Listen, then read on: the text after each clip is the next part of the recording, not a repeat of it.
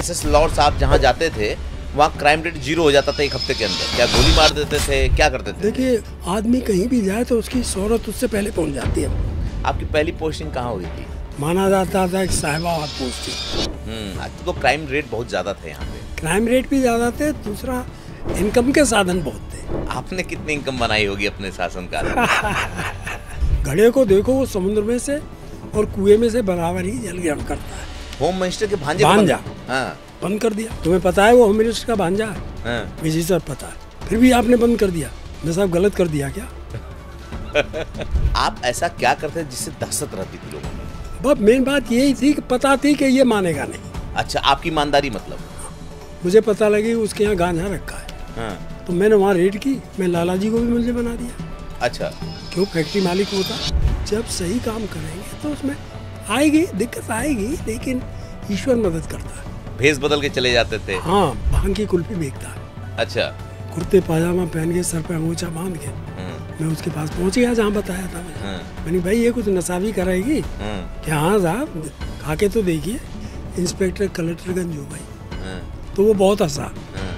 कहले देखा, अभी तो खाई भी नहीं है, हाथ में ली है, इंस्पेक्टर कलेक्टरगंज बन गया, और अगर खा लेगा तो कप्तान बन जाएगा। कहने लगे कि तुम यहाँ लंबरदारी कर रहे हो? मैं लंबरदारी तो करूँगा ही साहब, एसएसपी साहब ने पोस्ट कर रखा है मुझे लंबरदारी करने के लिए। मतलब एक सीईओ को एक इंस्पेक्टर से पंगा लेना भारी पड़ गया। लाठी चार्ज हुआ, कितने के हाथ पैर टूटे, गाड़ियों के शीशे टूटे। पहले तो मेरा जुलूस भी निकाला था उन्होंने, जब तक सूरज चांद रहेगा लॉर्ड साहब का नाम रहेगा।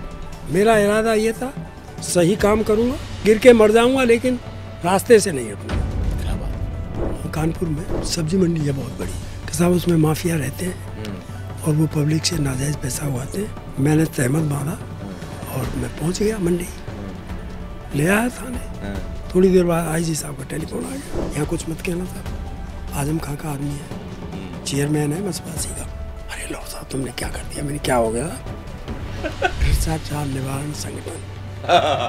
सही डिपार्टमेंट मिला आपको। जाके मैंने वो निवारण हटा दिया, तो हो गया भ्रष्टाचार संगठन।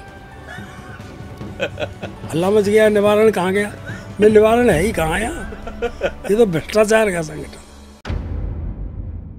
जब भी किसी के दिमाग में पुलिस का नाम आता है तो यही कहता है, ये दुआ करता है कि कभी किसी पुलिस वाले से मुलाकात ना हो।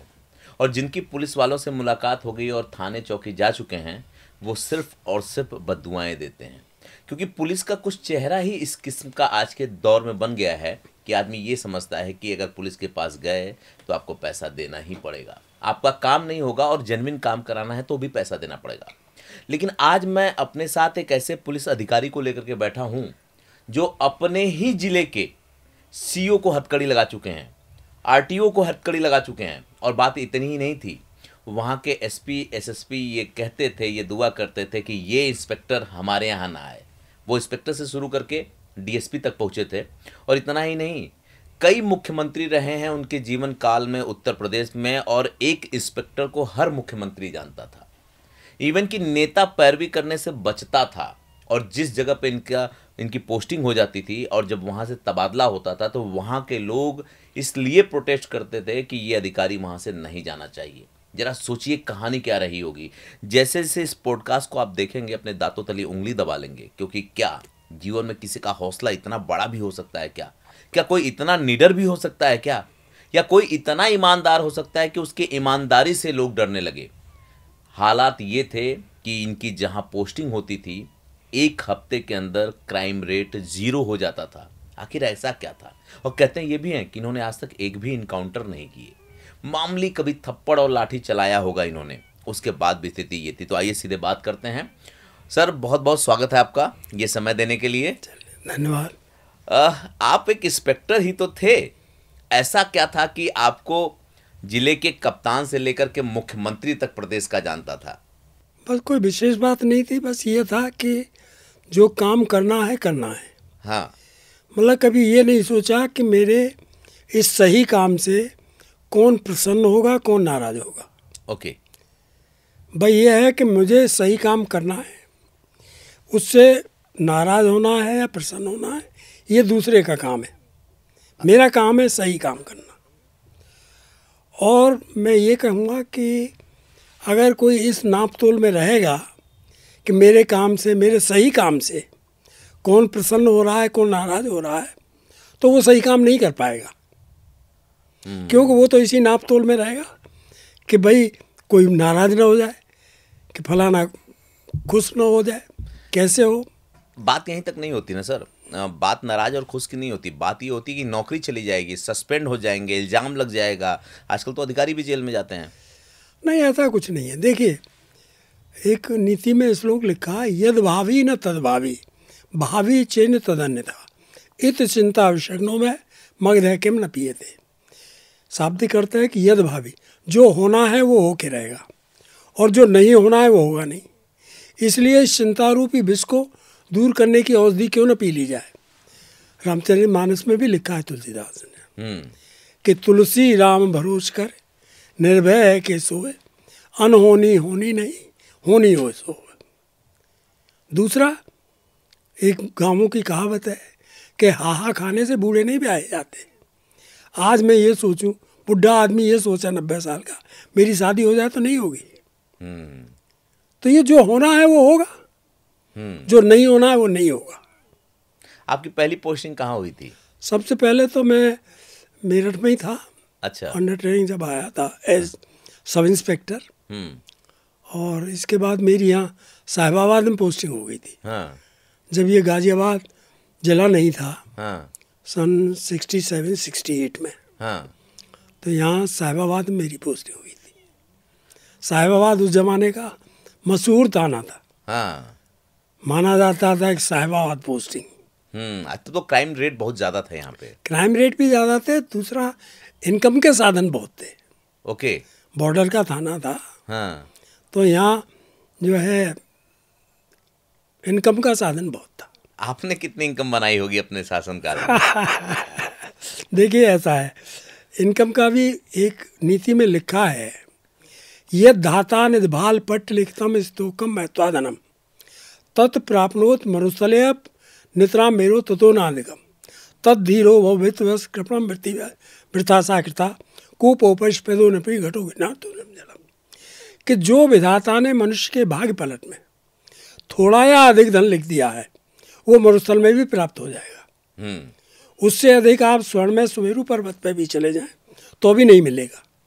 इसलिए फिर अन्यायपूर्वक धन क्यों कमाते हो? क्यों पैसे वालों के सामने अपनी दीन वृत्ति प्रकट करते हो? घड़े को देखो, वो समुद्र में से और कुएं में से बराबर ही जल ग्रहण करता है। तो मैं इन बातों पे अमल भी करता था। अच्छा। जब ऐसा लिखा है हमारे पूर्वजों ने, हमारे ऋषि लोगों ने, तो उसमें सच्चाई तो है ही, जो तब से अब तक चल रही है। दूसरा, एक नीति में लिखा है कि आयु कर्म च वित्यंची विद्या निधन में बचे पंचेताने सृजंती गर्भस्थ से देहने। आयु, कर्म, विद्या और धन और मृत्यु, ये प्राणी के गर्भ में ही लिख दिए जाते हैं। ओके। तो इसलिए उसमें चिंता करने की और सोचने की कोई बात ही नहीं थी। और इसका बहुत छोटा सा उदाहरण मैं अपने प्रति ही दूंगा कि मैंने जो है जब रिटायरमेंट के करीब आया तो हमारी पत्नी कहने लगी कि अब ये बच्चे तो अलीगढ़ जाएंगे नहीं, क्योंकि अलीगढ़ में पिताजी का बनाया हुआ मकान था। बच्चे यहाँ नौकरी करने लगे थे। मेरा बेटा एक डायरेक्टर था इंजीनियरिंग कॉलेज में, बहू मेरी साइंटिस्ट थी दिल्ली में। अच्छा। IIT में। तो कह लगे अब ये बच्चे अलीगढ़ तो जाएंगे नहीं, तो कब तक किराए के में रहेंगे, तो कहीं जगह ले लो, चाहे 85 गज ले लो, पर ऐसा ले लो जिसमें छत अपनी हो, क्योंकि फ्लैट में रहना बस की नहीं। मन की ठीक है। तो उस वक्त सबसे सस्ता जो है गाजियाबाद दिल्ली के बीच में इंदिरापुरम में था। अच्छा। तो मैंने इंदिरापुरम में जैसे तैसे करके प्लॉट ले लिया, और वो भी ले लिया मैंने 350 मीटर का। उस वक्त सस्ता था, बहुत सस्ता था। जब वो ले लिया तो खैर फिर रिटायरमेंट के करीब ही 1-2 महीने पहले बनवाना भी शुरू कर दिया। हमारे एक DG से रिटायर हुए हैं, वो हमारे SP रहे थे, हम 7 पोस्ट थे। तो वो कहने लगे लॉर्ड साहब बनाओ, साथ ही में, क्योंकि जंगल था वहाँ। अच्छा। एक भी मकान नहीं था। तो उन्होंने भी कहा, तो हमने जब वहाँ बनाना भी शुरू कर दिया। मतलब अपने जीवन की मूल पूंजी से ही बनाया आपने? हाँ, मूल पूंजी से बनाया। हाँ। और उस वक्त जो है बनाने के बाद में, अब आप देखिए वहाँ मेरे विचार से सबसे महंगा है। कम से कम अब प्लॉट की कीमत कम से कम 10-12 करोड़ रुपए है। तो मिल गया, आपके भाग्य में था। अब मैं आता हूं आपकी कहानियों पे, क्योंकि लोग यही सुनना चाहेंगे कि मैं क्यों बिठाया हूं आपको। नेता पैरवी करने से क्यों डरते थे किसी भी अपराधी की आपके काल में, आपके जीवन में काल में? इसलिए डरते थे कि उन्हें पता था कि वो जो है मानेंगे नहीं, करेंगे नहीं। एक किस्सा सुनाइए ना। आप साहिबाबाद की बात कर रहे थे, आप हाँ, शीशम के पेड़ वाला, एक शीशम के पेड़ पे भी आपने हंगामा खड़ा कर दिया था। शीशम के पेड़ का तो एक ऐसा था कि शीशम का पेड़ कटा लोनी इलाके में। हाँ। वो इन्वेस्टिगेशन मुझे मिल गया, नहर पे से शीशम का पेड़ काट लिया था, पत्रौल ने मुकदमा कायम करा दिया। अब दिल्ली नज़दीक ही है तो किसी के संबंध होंगे, वो दिल्ली से एक मंत्री जी का टेलीफोन करा दिया। हमारे जो थाना अध्यक्ष थे, मैं उस वक्त सेकंड अफसर था, थाना अध्यक्ष ने सुना जब उन्होंने बताया भाई ऐसे ऐसे वो मुकदमा, कह लगे जी लॉर्ड साहब के पास तफ्तीश है, बैठे मेरे पास ही। उन्होंने टेलीफोन मुझे दे दिया, कह भाई मंत्री जी का टेलीफोन है। उधर से मैंने ले लिया तो कह ले भाई फला मंत्री बोल रहा हूँ, मैं जैन सर बताएं। कह ले लॉर्ड साहब वो शीशम का कोई मुकदमा कायम हुआ है, तो उसे देख लीजिएगा, वो अपने ही लोग हैं। मैं ठीक है सर, देख लेंगे। मैंने कहा आप सही चाहेंगे या गलत चाहेंगे सर? अरे भाई हम तो सही चाहेंगे। तो मेरी सही होगा साहब, अगर गलत हो तो फिर टेलीफोन कर देना। बस सही यही था कि उसने काटी थी। तो मैंने जो है उसके यहाँ दबिश दी। उसके बाद खैर वो भाग भूग के उसने अपना जमा कोर्ट में पेश हो गया। तो मैंने सिपाही से कहा, मैंने भाई मंत्री जी का टेलीफोन आया है, जल्दी पकड़ो उसे। तो फिर वो पेश हो गया। खैर मतलब पैरवी उसके खिलाफ चली गई? पैरवी खिलाफ नहीं गई, जो सही था वो हुआ। लेकिन मंत्री जी ने छुड़वाने के लिए फोन किया था। तो फोन किया तो ठीक है, वो उनका काम था। एक बहुत मोटी सी बात है साहब, मैंने वहाँ फरुखाबाद में मैं तैनात था। मैंने एक बंद कर दिया एक व्यक्ति को, और वो था उस वक्त के मौजूदा होम मिनिस्टर का भांजा। होम मिनिस्टर के भांजा? बंद कर दिया। सही बंद किया। तो इसके बाद में हमारे पहले तो सीओ आए। सीओ तो ज़्यादा नहीं कह पाए, मुझे जानते थे। फिर हमारे एसएसपी भी आ गए। अरे भाई लॉर्ड साहब आपने क्या कर दिया? मैंने क्या हो गया सर? तुम्हें पता है वो होम मिनिस्टर का भांजा है? मुझे सर पता है। ये भी पता है कि वो 3 दिन पहले उनके यहाँ खाना खा के गया है। मैं हाँ सर पता है, मैंने ड्यूटी लगाई थी। फिर भी आपने बंद कर दिया। मैं साहब गलत कर दिया क्या? कहले तुम मरवाओगे। मैंने कहा साहब गलत काम करूं मैं और मरे आप, ये कैसे हो जाएगा? हम ही मरेंगे साहब। फिर होम मिनिस्टर साहब का प्रेस में, अखबार में बयान भी आया कि ऐसे ऐसे किया गया है, इसकी जांच कराई जाएगी। एसएसपी साहब ने मुझे बताया वो भाई ये आया जांच, तो मैंने हो जाएगी जांच साहब, क्या बात है। अगर मैं गुनहगार हूँगा तो सजा हो जाएगी, मैं भुगतूंगा। खैर ईश्वर मालिक है, कुछ नहीं हुआ, वो चला गया जेल। आपको डर नहीं लगता था नौकरी चली जाएगी? अगर नौकरी, मैंने फिर वही बात बताई आपको कि जो होना है होगा। नौकरी चली जाएगी या नहीं चली जाएगी, तो ये तो जो होना है वो होगा, नियति ने जो लिखा होगा बस।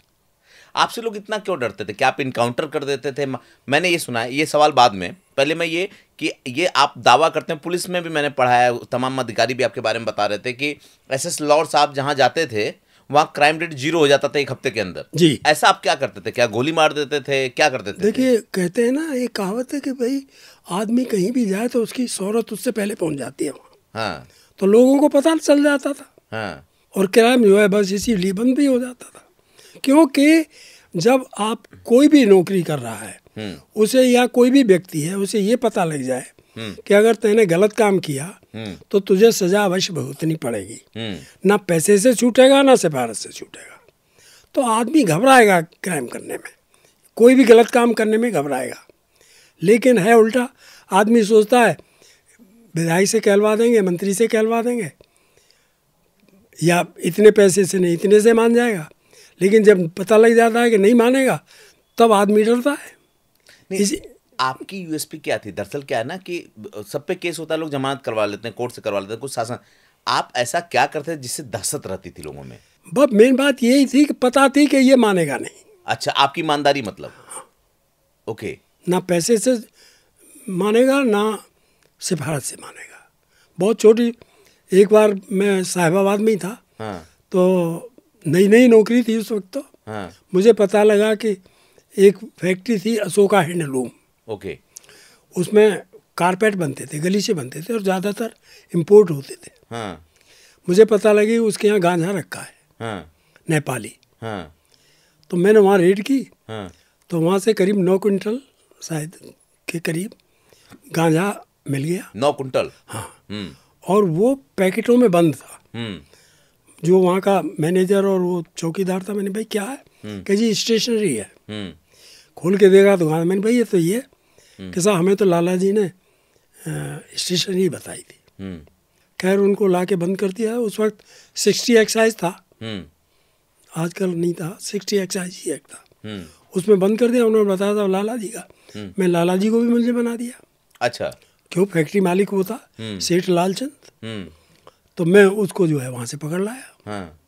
वो भी बंद कर दिया। उसने बहुत प्रलोभन दिए। उस जमाने में जो है ये था कि 2 लाख ले लो, 4 लाख ले लो, लेकिन मुझे बचा दो। उस जमाने का 4 लाख मतलब 3-4 करोड़ रुपया, 5 करोड़ और ज़्यादा, और करोड़ और ज़्यादा, और ज़्यादा। हाँ। हमने कहा छूटेगा नहीं भाई। हाँ। मैंने उसकी लिखा पढ़ी कर बंद करके भेज दिया। हाँ। तो वहाँ जाने के बाद में पहुँचे तो उनको वो साफे वाला चपरासी जो है एसडीएम के मुकदमे होते थे उस वक्त 60 एक्साइज के। उन्होंने साहब लाला जी की ये हथकड़ी खुलवा दो। मैं क्यों? कि जी बेल हो गई। मैं अंदर कोर्ट में गया, वहाँ से पता किया तो बताया कि बेल हो गई। भाई नेचुरल छोड़ना पड़ा। हमने कहा यार ये तो कुछ भी नहीं हुआ। जो गरीब हैं, जिनके पास पैसा नहीं है, वो बेचारे जेल जा रहे हैं, और जो जिसका काम है पूरा वो बेचारा वो मौज ले रहा है। मैंने अपने एसएसपी साहब को बताया। एसएसपी साहब ने कहा कि लॉर्ड डीएम को भी बता देना।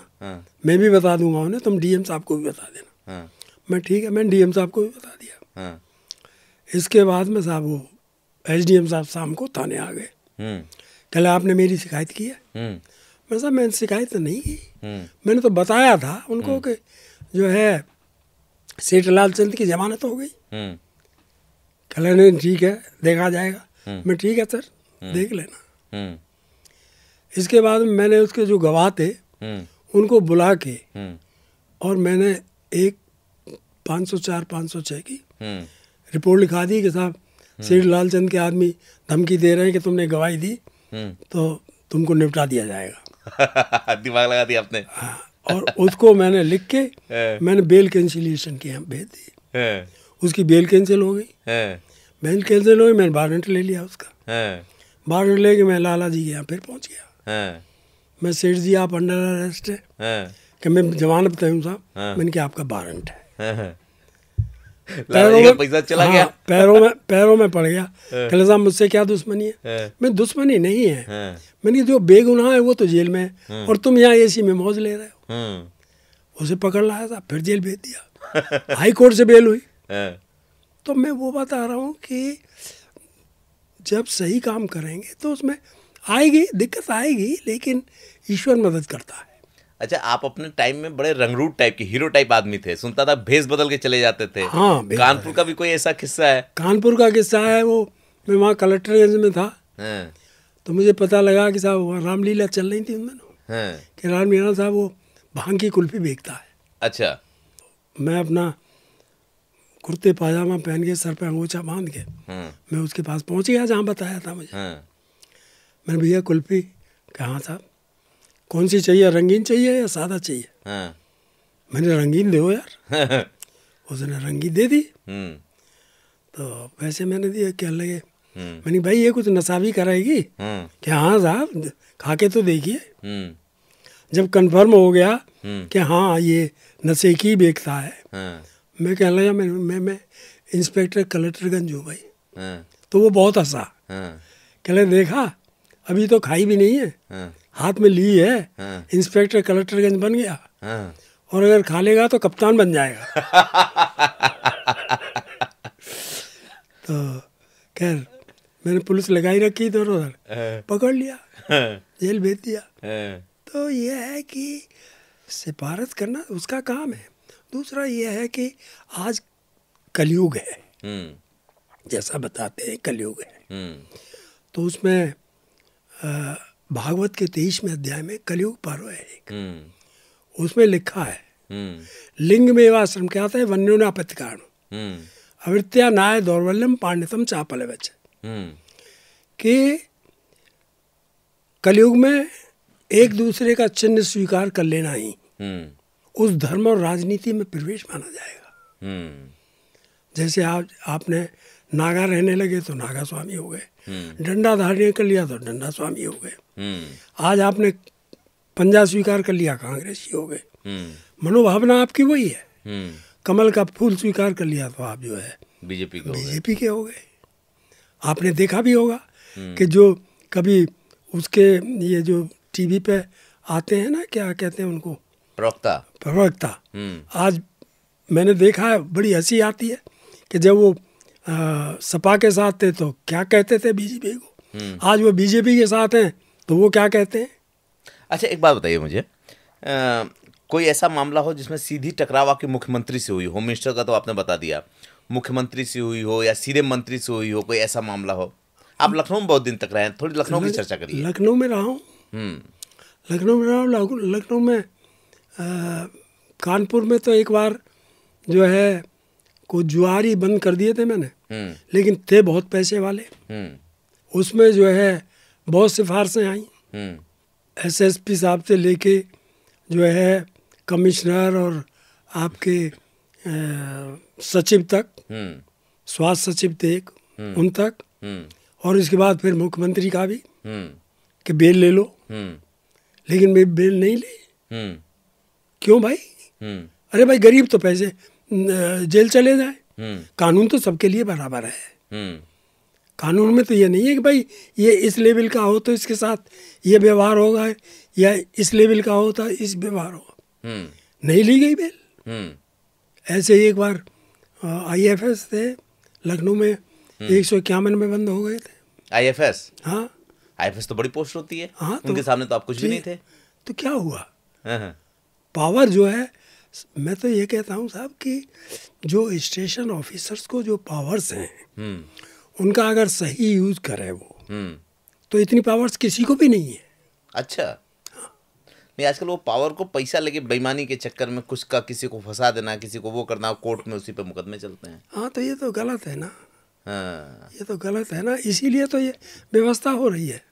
अच्छा, लखनऊ में एक बार क्या हुआ था कि आपकी पोस्टिंग, आपका तबादला हुआ और पूरी जनता ने विरोध कर दिया और चक्का जाम हो गया, लाठी चार्ज करनी पड़ी। हाँ, मैं वहाँ कलेक्टर उसमें थाना नाका हिंडोला में था। हाँ, तो वहाँ जो है मैं, एक हमारे सीओ साहब थे। हाँ, वो अब जैसे भी थे, आज तो वो इस दुनिया में है भी नहीं। उनसे मेरा टसल हो गया। अच्छा। और टसल का बात पे हो गया बेईमानी के पीछे। मैंने वहाँ से जितनी भी नाजायज बसें चलती थी, बहुत पैसा देती थी, जो वहाँ से जो है लखनऊ टू कानपुर चलती थी, और वहाँ से डुमरियागंज, गोंडा, बस्ती, गोरखपुर वहाँ के लिए चलती थी जी। तो वो बहुत पैसा देती थी। ठीक है। मैंने उनको सबको बंद कर दिया जी। शराब के मामले में ये था कि शराब के ठेके में उस समय जो नियम था कि शराब के अलावा किसी चीज़ की बिक्री नहीं हो सकती। ठीक है। और जिन पे पिलाने का लाइसेंस नहीं है वहाँ पिला भी नहीं सकते। तो मैंने वो सब बंद कर दिया। अब बंद कर दिया तो सब पैसा बंद हो गया, जिसको भी जाता होगा। तो मेरे सीओ एक दिन कहने लगे, भाई मेरी वर्किंग लॉर्ड साहब दूसरे तरीके की है। मैं कैसे साहब? कि जिस काम के लिए कोई विभाग दूसरे बने हैं उसमें मैं उतना इंटरफेयर करता हूँ जितना ज़रूरी है। मैं सब जैसे एक्साइज के लिए एक्साइज विभाग बना है, ट्रांसपोर्ट के लिए ट्रांसपोर्टेशन विभाग बना है, और आपके लकड़ियों के लिए जो है फॉरेस्ट विभाग बना है। मैं समझ गया उनका इशारा। मैं ठीक है सर, ये तो अपनी अपनी वर्किंग है। तो एक दिन हमारे एसपी साहब अर्ली रूम कर रहे थे, सभी सब इंस्पेक्टर की पेशी। उसमें जो है उन्होंने मुझसे पूछा जब अर्ली रूम हो गया कि भाई 2 सब इंस्पेक्टर आए नहीं थे उसमें, कहीं गए हुए थे ड्यूटी पे, कि भाई इनके पास क्या तफ्तीश है। तो मैं दफ्तर में को गया, मैंने कहा साहब बताया, मैंने साहब इन पे इतनी है। तो एसपी साहब कहने लगे लॉर्ड साहब आप अपनी केस डायरी अपने आप ही सबमिट कर देते हो। मैं समझ गया, क्योंकि एक बम विस्फोट हुआ था 4 बाग पे लखनऊ, तो उसकी मुझे पेंडिंग इन्वेस्टिगेशन मिली थी। तो उसमें मुझे जम्मू कश्मीर जाना था। तो एसपी साहब को जब मैंने वहाँ के लिए परमिशन के लिए भेजा तो वो कहने लगे आप अपने सब इंस्पेक्टर को भेज दो, क्योंकि वहाँ कई दिन लग जाएंगे। तो मैंने सब इंस्पेक्टर भेज दिया। सब इंस्पेक्टर ने जो केस डायरी काटी वो मैंने सबमिट करके वहाँ भेज दी, उसका जस्ट अपनी केस डायरी में लिख दिया। तो मुझसे सीओ साहब कहने लगे भाई लॉर्ड साहब आप अपनी केस डायरी अपने आप ही सबमिट कर देते हो। मैं साहब क्या हुआ कि वो तफ्तीश आप कर रहे हो। मैंने कहा साहब कि और आपने केस डायरी उसकी सब इंस्पेक्टर की सबमिट करके भेज दी। मैं साहब उसका जस्ट मैंने अपनी केस डायरी में लिख दिया है, तो आपके यहाँ भेज दी। कहला आप अपनी केस डायरी में शामिल करते। मैंने कहा आपके यहाँ केस डायरी में ही तो शामिल हो जाएगी, कहीं और थोड़ा ही चली जाएगी। खैर वो बात खत्म हुई, उन्होंने एसपी साहब को भर दिया। तो एसपी साहब मुझसे कहने लगे लॉर्ड आप अपनी केस डायरी अपने आप ही सबमिट कर देते हो। मैं समझ गया। मैं कह लगा हाँ साहब कर देते होंगे। अरे भाई आप तो सीआईडी में भी रहे हो। मैं अब तो मैं कहीं भी नहीं रहा साहब। कहला ऐसी कैसे बात कर रहे हो। मैं साहब जैसी आप कर रहे हो वैसी मैं कर रहा हूँ। जब मैं कुछ जानता ही नहीं तो मैं तो कहीं भी नहीं रहा। कि मुझसे तो ये सीओ साहब कह रहे, मैं सीओ साहब कह रहे तो गलत कह रहे। तो सीओ साहब तड़क के बोले मैं गलत कह रहा हूँ। मैं बिल्कुल आप गलत कह रहे हैं। कहने लगे कि तुम यहाँ लंबरदारी कर रहे हो। मैं लंबरदारी तो करूँगा ही साहब, एसएसपी साहब ने पोस्ट कर रखा है मुझे लंबरदारी करने के लिए। कि मैं सीओ हूँ, मैं होंगे आप सीओ। कह ले दिमाग खराब ना हो जाए। मैं खड़ा हो गया। मैं बोला मैंने कि आप बदतमीजी कर रहे हैं।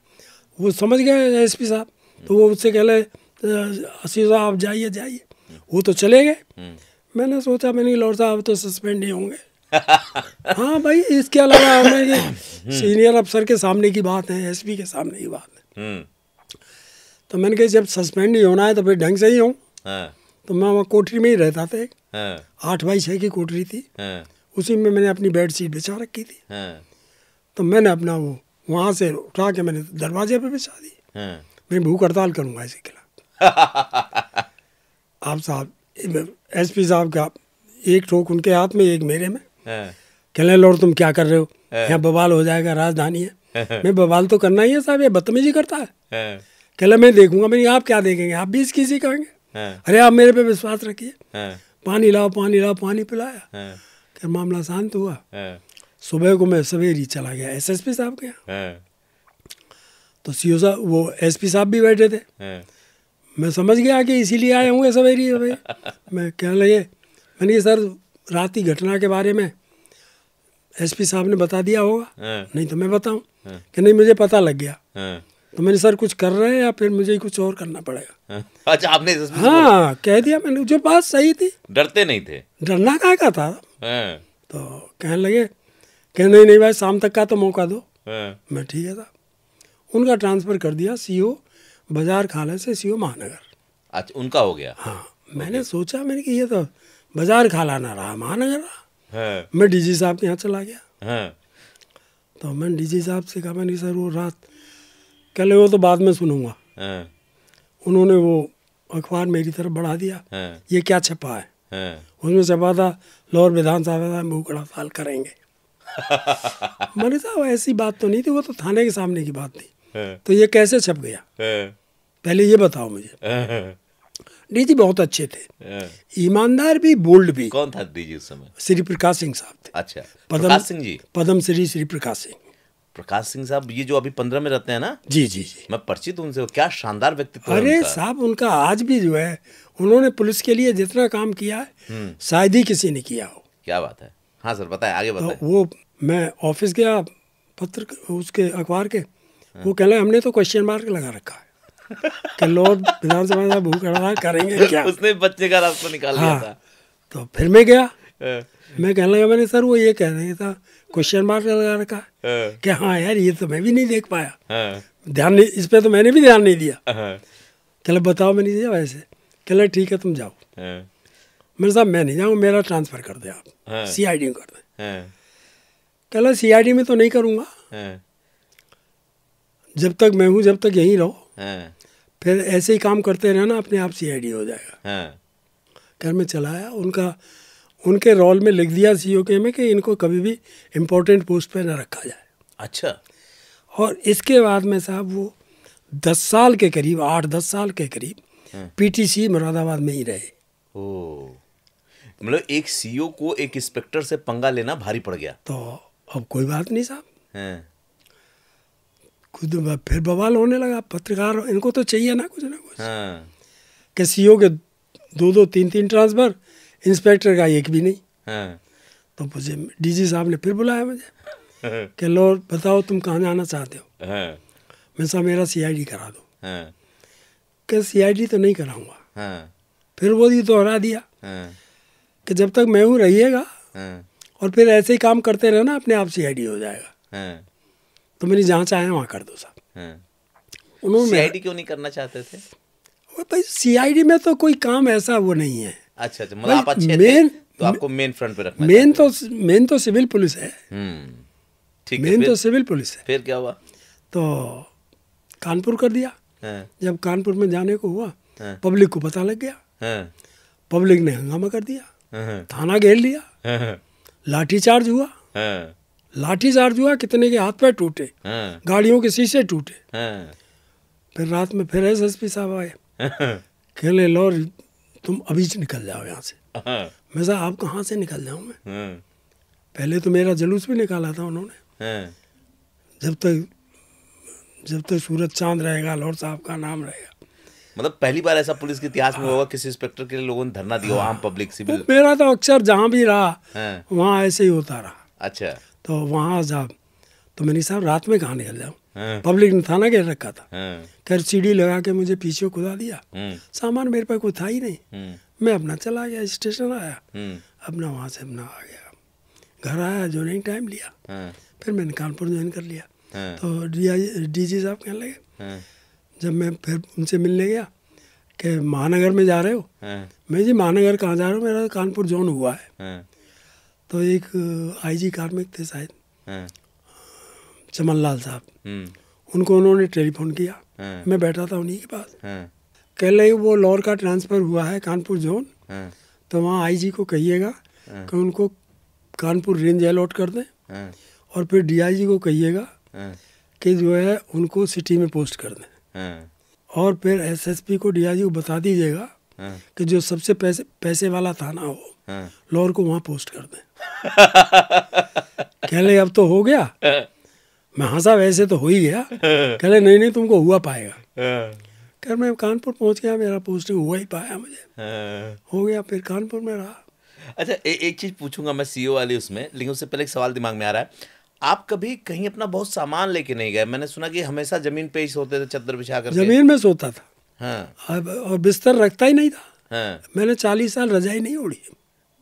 रजाई 40 साल नहीं 40 साल पूरी सर्विस में मैंने रजाई नहीं ओढ़ी। ठंड तो बहुत होती थी। अरे ठंड क्या, ये तो शरीर है जी। आपने देखा होगा, बहुत से नंगे भी तो रहते हैं। हाँ, नाक को आपकी को ठंड नहीं लगती, नाक खुली रहती है। हाँ, तो ये तो जिसको ईश्वर ने ये ऐसा बनाया है कि पेट्रोल की गाड़ी पेट्रोल से ही चलेगी, हाँ, डीजल की डीजल से ही चलेगी, हाँ, दूसरे। लेकिन ये ऐसा है, इसमें पानी डालो, दूध डालो, शराब डालो, कोई भी डालो, उसी से चलता है। मैंने 2-2 साल तक खाना नहीं खाया।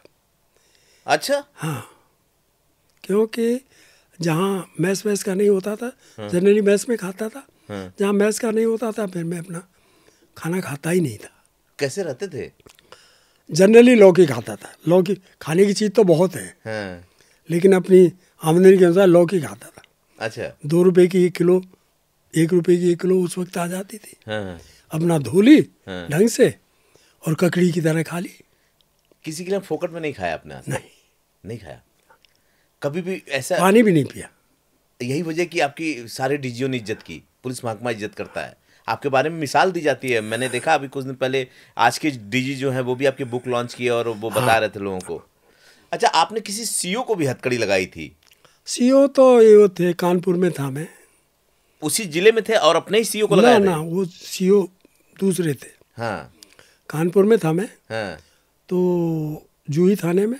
हाँ। तो वहाँ पिकेट पे मेरे सिपाही बैठे थे रात को 12-1 बजे। तो एक आए सज्जन, उन्होंने कहा भाई वो हरदोई का रास्ता किधर से जाएगा? सिपाहियों ने बता दिया। तो वो कहने लगे तुम बड़े बदतमीज हो, बड़े नालायक हो, खड़े भी नहीं हो सकते, ये है वो है। तो उन्होंने जो है थाने खबर भिजवा दी कि साहब ऐसे ऐसे है और सीओ बता रहे हैं और बदतमीजी कर रहे हैं साहब। मैंने एक दरोगा को भेज दिया, मैं जाओ भाई जो भी हो लेवा लाना। दरोगा गया, उन्हें लेवा लाया। क्या लगा तो मैं बोला, मैंने कहा सर ये हमारे छोटे कर्मचारी हैं, आप बदतमीजी इनसे क्यों कर रहे हैं साहब? मैंने बड़ी शालीनता से कहले आप किस तरह की बातें कर रहे हैं? मैं सीओ सिटी हूँ। तो मैं ठीक है साहब, आप सीओ सिटी है, मैं इसको डिनाई नहीं कर रहा हूँ, लेकिन आप बदतमीजी क्यों कर रहे हैं उनसे? कहले आप कैसी बात कर रहे हैं? मैंने कहा आप शराब पिए हुए हैं, बदतमीजी कर रहे हैं और मैं कैसी बात कर रहा हूँ? मैं दीवानी लाना हथकड़ी। मैंने दीवानी हथकड़ी ले आए, मैंने उनको लगवा दी। इसके बाद गाड़ी में से एक और उतर के आए, उनके पास रिवॉल्वर था, वो भी मैंने जमा करा दिया। एक गाड़ी में से और उतर के आए, मैं डिस्ट्रिक्ट जज का पेशकार हूँ, मैंने बांधा भाई डिस्ट्रिक्ट जज साहब के पेशकार को भी मैंने उसे भी बदलवा दिया। अब दोनों को मैंने दरोगा को कहा मैं जाओ ले जाओ इनकी डॉक्टरी कराओ। डॉक्टरी करा के वो और मैंने बता देना डॉक्टर साहब को। आपने कार्रवाई कर दी? हाँ। डराने के लिए नहीं गया किया ऐसा? तो मैंने कहा भाई बता देना कि लॉर्ड साहब ने भेजा है। हाँ। खैर वो जानते सब थे ही। हाँ। भेज दिया।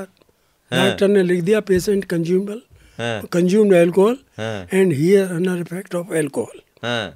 इसके बाद में सब कार्रवाई करने के बाद में मैंने एसएसपी साहब को टेलीफोन किया। मैंने सर वो सीओ साहब हैं एक, वो शराब पी के बवाल कर रहे हैं। कहला फिर? मैंने कहा मैंने उनकी डॉक्टरी करा दी और बंद कर दिया। अरे अरे तुमने क्या कर दिया लो? मैंने कहा सर किसी सिपाही की डॉक्टरी करा दें, दरोगा की डॉक्टरी करा, आप कहते हो वेरी गुड, और आज मैंने की सीओ की डॉक्टरी होगी तो आप कह रहे हो क्या कर दिया? क्या अब क्या करोगे? मैं सर ये मुकदमा और काम करूंगा, कार्य सरकार में बाधा डाली। कह यार ऐसा नहीं कर सकते, ना करो। मैं साहब जब आप परेशान है चलो नहीं करूँगा। कर साहब फिर सुबह को होश में आए, मैंने उनको जाने दिया। खैर ये भी बड़ी बात है कि वो जाने नहीं दिया, मैंने उनको पर्सनल बॉन्ड पे छोड़ा। अच्छा, पर्सनल बॉन्ड पे छोड़ा? बॉन्ड पे छोड़ा, ऐसे कैसे जाने देता? तो उसमें फिर बाद में इंक्वायरी मुझे डीजी साहब ने बुला लिया। कहले लॉर, मैंने जी सर। डीजी साहब तब भी यही थे? तब भी यही थे। कहले लॉर तुमने किया तो ठीक लेकिन विभाग की बड़ी बदनामी हुई। मैं साहब विभाग में रखो ही ना ऐसे लोगों को। कह लगे हाँ कह तो ठीक रहे हो। कहले चलो। आज भी बातचीत होती है सिंह साहब से? हाँ, हफ्ते में 15 दिन में अवश्य होती है। अच्छा, अवश्य होती है। अच्छा, विक्रम सिंह साहब भी कुछ ऐसे ही डीजीपी रहे हैं ना? हाँ, विक्रम सिंह साहब भी ऐसे ही रहे। हाँ, लेकिन प्रकाश सिंह साहब की बात ही कुछ अलग थी। प्रकाश सिंह साहब की उनकी बात कुछ अलग थी। वर्ल्ड लेवल के आदमी है, मतलब बहुत रॉयल किस्म के भी आदमी है। इन्फ्लुएंस जैसी चीज उनके ऊपर काम नहीं करती। आप देखिएगा, इन्फ्लुएंस की बात यह है कि वो आसाम के डीजी थे। हाँ। तो उस वक्त मुख्यमंत्री थे कल्याण सिंह। हाँ। उन्होंने बताया मुझे जी। तो कह लगे भाई प्रकाश सिंह हम आपको यहाँ लाना चाह रहे हैं यूपी में। हाँ। तो कह लगे सर मेरा सौभाग्य हुआ। हाँ। खैर जैसे भी हुआ उनका ट्रांसफ़र हो गया यूपी। हाँ। और वो डीजी बन गए। हाँ। फिर किसी काम के लिए कल्याण सिंह ने कहा। हाँ। उनका ये तो गलत है, ये नहीं हो पाएगा सर। हाँ। ऐसा होना तो फिर उनको हटा दिया गया। हाँ, उन्होंने कहा ठीक है, उनको शायद उस वक्त होमगार्ड में कर दिया था। हाँ, वो नहीं गए, छुट्टी उट्टी पर एक दिन। इसके बाद फिर दोबारा डीजी हुई वो, हाँ, फिर दोबारा डीजी हुई, यूपी के 2 बार डीजी रहे। हाँ। इसके बाद बीएसएफ के डायरेक्टर रहे। अरे वो बहुत जगहों पे थिंक टैंक पे में ही है, मैं मतलब जानता हूँ, बहुत मतलब रिगार्ड करता हूँ उनका, और उनसे कई बार मिलने का मौका, उनके आवाज़ पे जब मैं जी न्यूज़ में था तो जाकर के बाइट वगैरह भी लेता था उनका, इसलिए करीब से जानता हूँ। और मेरा गृह जनपद भी एक ही है हम दोनों लोगों का, वो भी आजमगढ़ से ही है आजमगढ़ के। और मैं भी आजमगढ़ से हूँ। सर, कभी कोई ऐसा दौर आया हो जब आपको अपना मन मार के, दिल मार करके अपने किए गए कार्रवाई को वापस लेना पड़ा हो? नहीं, कभी नहीं हुआ? कभी नहीं हुआ, कोई ऐसा हो भी नहीं सकता था। अच्छा। मेरा इरादा ये था, सही काम करूँगा, हाँ, उससे पीछे नहीं हटूँगा। मेंटलिटी ये थी कि एक रास्ते पे चलूँगा, रास्ते में अगर खाई आएगी तो उसे कूदने का प्रयास करूँगा, नहीं कूदेगी गिर के मर जाऊँगा, लेकिन रास्ते से नहीं हटूँगा। क्या बात है। अच्छा, एक बात बताइए सर, कोई ऐसा डीजी जिससे आपकी ठन गई हो या लगा हो कि हो सकता है मैं नौकरी नहीं कर पाऊंगा? नहीं, ऐसा कुछ नहीं था। अच्छा। ऐसा कुछ नहीं था। हाँ, आईजी वाईजी थे, आईजी वाईजियों से एक हाथ से हुआ। हाँ, एक मैं वहाँ था कानपुर में, हाँ, 82-83 में ही। हाँ, तो एक आईजी साहब थे, हम्म, तो जब मुझे पोस्ट कर दिया तो मुझे पता लगा, जूही थाने में मैं पोस्ट था, हम्म, तो वहाँ एक सब्जी मंडी है बहुत बड़ी, हम्म, एशिया की बड़ी मंडियों में से, हम्म, कि साहब उसमें माफिया रहते हैं हम्म, और वो पब्लिक से नाजायज़ पैसा उगाते हैं। हम्म, मैंने अच्छा, लेकिन साहब उन पर किसी की हिम्मत नहीं है हाथ डालने की। मैंने क्यों? हम्म, कि साहब वो आईजी साहब का आदमी है अच्छा, जो मेन है। हम्म। मैंने क्यों भाई, आईजी साहब का क्या? आईजी प्रदेश ना? IG law and Kanpur. Order. तो कहने लगे कि आईजी साहब जो कानपुर रेंज के आईजी थे। अच्छा, कानपुर रेंज का है जी, ओके। मैंने कहा क्यों? कि साहब उनकी बेटी में की शादी में और फल और सब्जी का इंतज़ाम सब उन्हीं के हाथ में था। मैं ठीक है, पता लग गया। उसको मैंने आइडेंटिफाई कर लिया कौन है कैसे है। मैं अपना फोर्स लेके एक दिन मैंने तहमत बांधा, कुर्ता पहना और मैं पहुंच गया मंडी। सादा कपड़े वाले थोड़ी दूरी पे, वर्दी वाले और ज़्यादा दूरी पे मैंने लगा दिए। इशारा मैंने बताया जब ऐसे करूँ तो आ जाना। तो मैं उसके पास पहुंच गया। मोहम्मदन तामिन के आधा वर्ष मियाँ, आधा वर्ष। बताइए, मैं साहब मैं भी कुछ काम करना चाहता हूँ यहाँ। क्या करेगा? उन दिनों बेल चल रहे थे। अच्छा, बेल शरबत जैसे। हाँ, तो मैंने कहा भाई बेल की जल्दी लगा लेंगे। कहले 20 रुपये रोज होंगे। मैं गरीब आदमी, भाई 10 रुपये ले लेना। सुना नहीं 20 होंगे। मैं ठीक समझ गया। मैंने सारा किया, सबको बुला लिया, पकड़ लाया, ले आया थाने। थोड़ी देर बाद आईजी साहब का टेलीफोन आ गया। अरे इंस्पेक्टर साहब, किसे पकड़ लिया? मैंने कहा जी वो सब्जी मंडी का माफिया है और ये कह रहा है कि आईजी साहब की बेटी की शादी में फल और सब्जी मैंने ही भिजवाए थे। क्या? अच्छा।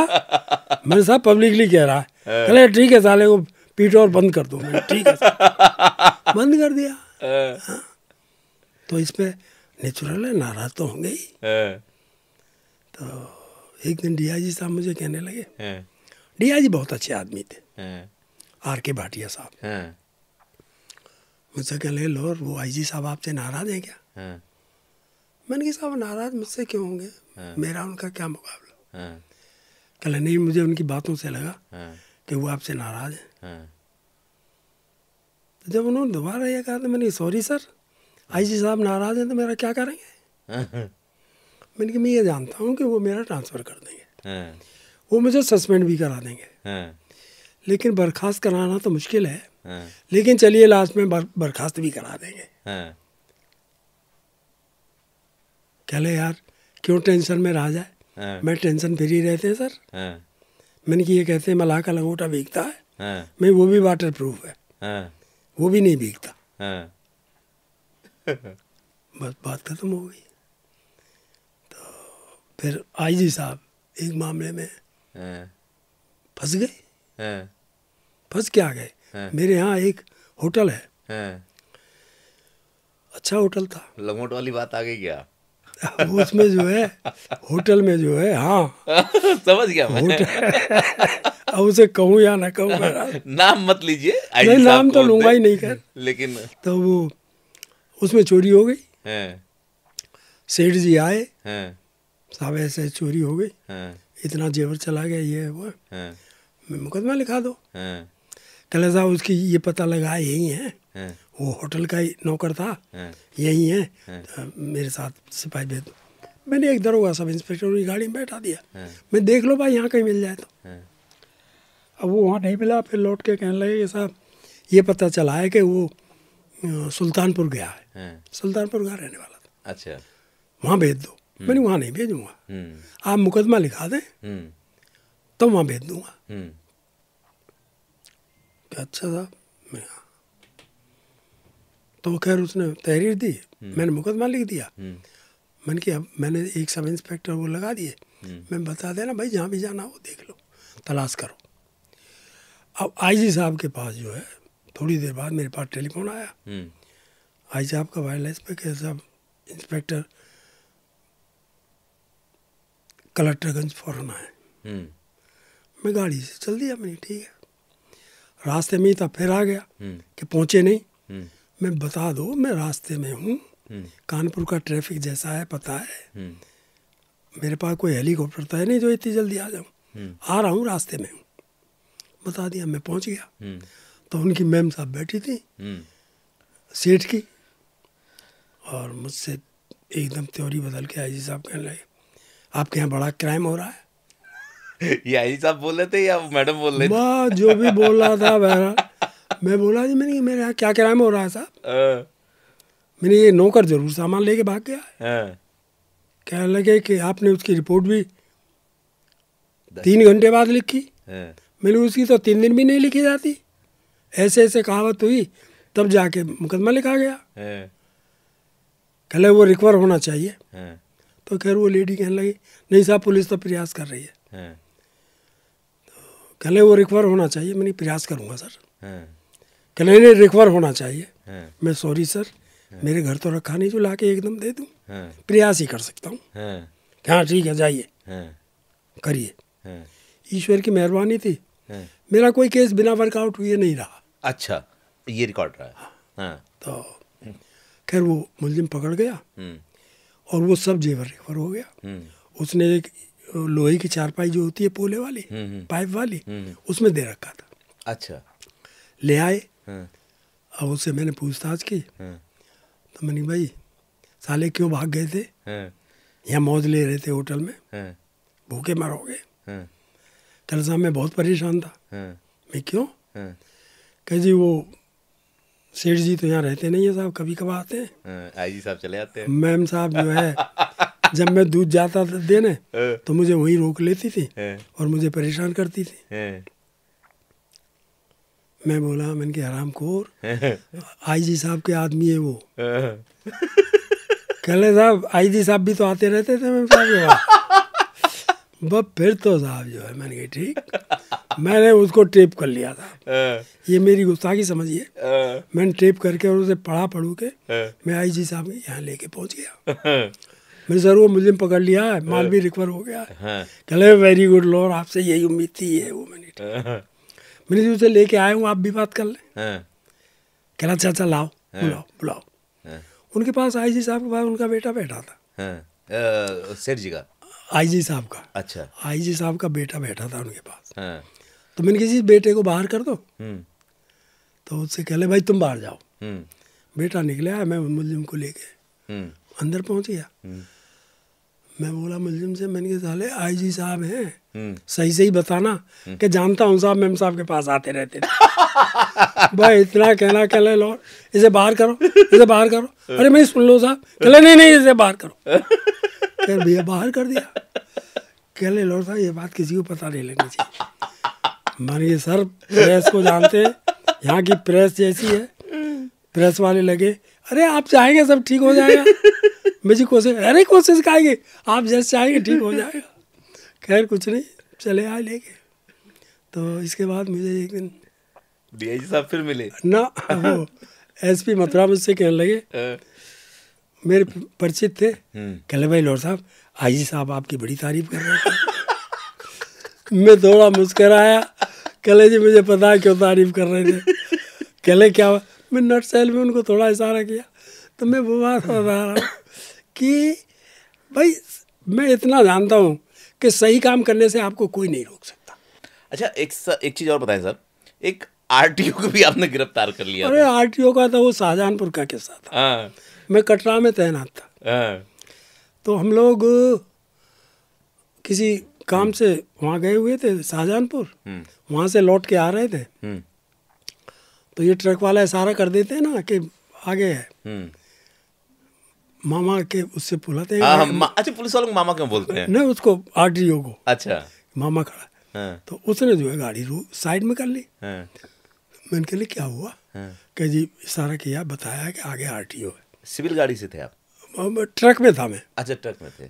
कम बसें चलती थी, ट्रक की सुविधा बैठ ली है। रोड पे ही थाना था, कटरा थाने में था मैं। तो मैं बोला, मैंने चल जब तेरा कागज ठीक है, लोड ठीक है, कैसा वो सब ठीक है, फिर भी साहब अरे मैं चलो तुम। वो बेचारा हमारे कहने से चला आया, आगे सिपाही ने हाथ दिया, आरटीओ गाड़ी खड़ी थी, रोक लिया। मैंने कहा उससे, सिपाही से, मैंने भैया साहब को बता दो इसमें पुलिस वाले बैठे हैं। वो ले गए, कहला जी बस कागज देख ले, अभी छोड़ देंगे सर। वो बेचारा कागज लेके उतर गया। बस देख जो भी हुआ, फिर आ गया गाड़ी में। कहला साहब देख लो, मैंने आपसे कहा था साहब 200 रुपये मांग रहे हैं, और मेरे पास तो है भी नहीं। कंडक्टर मेरा कमीज लेके भाग गया, और साहब अब बताओ क्या करूं। मैं उतर का, मैंने भाई क्यों परेशान कर रहे हो उनको? नहीं साहब वो ये वो है। तो मैं बोला आरटीओ, मैंने कहा तुम यहाँ लूट कर रहे हो? मैंने वो ड्राइवर गाड़ी चला लिया, मैंने ड्राइवर को खींच लिया। कहले साहब वो साहब बैठे, मैं साहब को भी बताऊंगा। फिर मैंने साहब को खींच लिया बाहर, और अब फिर जो भी हुआ, इसके बाद में बहुत माफ़ी तलापी हुई। एक उसका कांस्टेबल था, वो मुझे पटनगर में कभी रहा था, जानता था। कहला साहब मेरी बदौलत छोड़ दो ये वो। खैर हमने छोड़ दिया। दूसरे दिन एसपी साहब का टेलीफोन आया, मुझे बुलाया। अच्छे अधिकारी थे वो भी। कहने लगे लौर वो आरटीओ का क्या हुआ? मुझे क्या हुआ? कहले वो आए थे और यूँ कहे साहब लौर साहब से कुछ हो गया। तो मैंने समझ गया कुछ हुआ होगा। तो मनी साहब वो ऐसे ऐसे बात थी। कहला हाँ जब ही तो मैं कह रहा था, तुमने मुझे बताया नहीं। मुझे कोई खास बात नहीं थी। कहला अच्छा आरटीओ पिटा और फिर भी कोई खास बात नहीं थी। मैंने कहा हाँ बस ठीक है। तो ये है कि ठीक है जो भी है। अच्छा, मैं नाम नहीं पूछना चाहूँगा, एक किस्सा मुझे याद आ रहा है कि आपने एक डीजी से 3 लाख रुपए रिश्वत के वापस करवाए थे। हाँ बिल्कुल कराए। डीजी का मतलब डायरेक्टर जनरल ऑफ पुलिस। बिल्कुल कराए। मुख्यमंत्री के बराबर होता है अपने प्रशासनिक इकाई। बिल्कुल कराए थे। क्या मामला था? क्या किस्सा? मामला क्या था? वो आउट ऑफ टर्न प्रमोशन के पैसे ले लिए थे।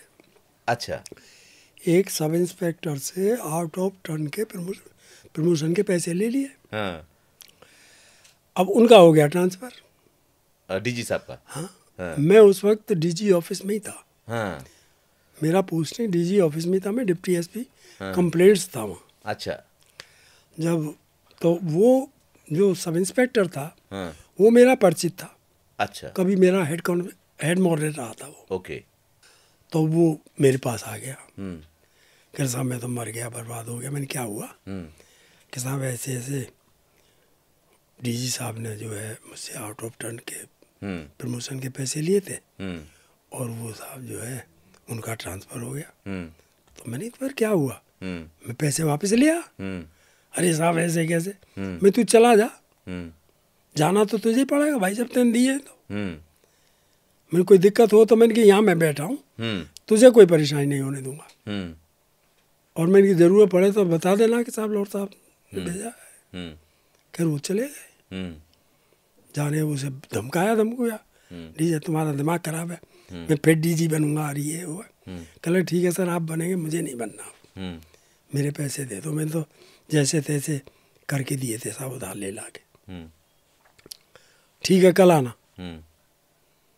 साहब आज कल नहीं, कल आइएगा। उसने लौट के मुझे बताया कि साहब ऐसे ऐसे बात हुई। मैं ठीक है कल को फिर जाइए। दूसरे दिन फिर चला गया, फिर उसे धमकाया, लेकिन कह रहे ठीक है साहब मैं बता दूंगा, उन्होंने भेजा था मुझे लॉर्ड साहब। तो उन्होंने था वो उसके दे दिए कि गलत आदमी से पंगा नहीं लेना पैसे दे दिए, पैसे दे दिए। तो फिर वो अपना रख रखा के मेरे पास आ गया, पैर पकड़ लिया, साहब मेरे मिल गए पैसे। लेकिन मुझे ये था मैंने पता नहीं मिले ना। मैंने अपने ड्राइवर को कहा मैंने कहाँ रखे हैं, कह जी वहीं रखे हैं, होटल में जहाँ रुका हूँ, मैं जा देख के आ पैसे मिले या नहीं मिले। उसने ले जाके दिखाया, साहब ये कह रहे हाँ साहब मिल गए। तो ये है कि भाई ठीक है।